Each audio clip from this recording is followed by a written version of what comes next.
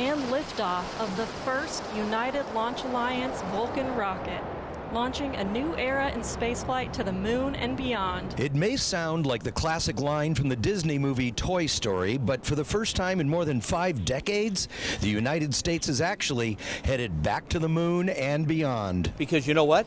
It's where we need to be, okay? And we need to be there first. And I think being there first does count. That's one small step for man, one giant leap for mankind. Unlike the early missions to the moon where we were the first, today's space race has largely been taken over by billionaires and private industry.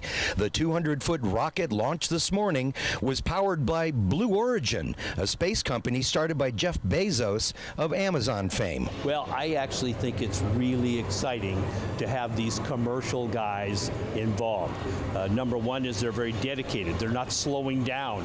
I think to some degree, it's a little bit of a competitive, hey NASA, what are you guys doing? With people like Bezos, Elon Musk, and Richard Branson, space is no longer untouchable. It's becoming a tourist destination for the wealthy, and perhaps someday, the not so wealthy. What they're going to do is they're going to get really good at it, so they can do it, I hate to say routinely, because it's always going to be complicated.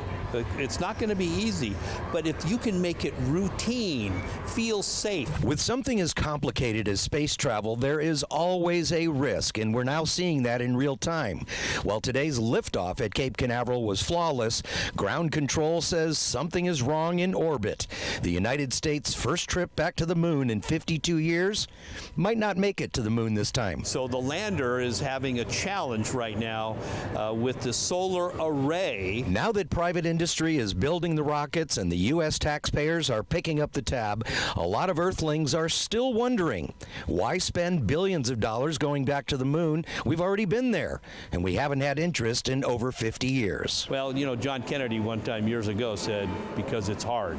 And I think to some degree I can make an argument that it's that pioneering, exploring spirit of America and perhaps even the entire world that excites us, about going into deep space.